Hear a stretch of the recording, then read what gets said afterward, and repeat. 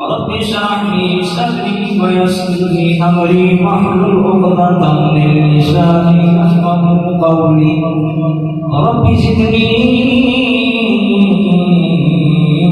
علما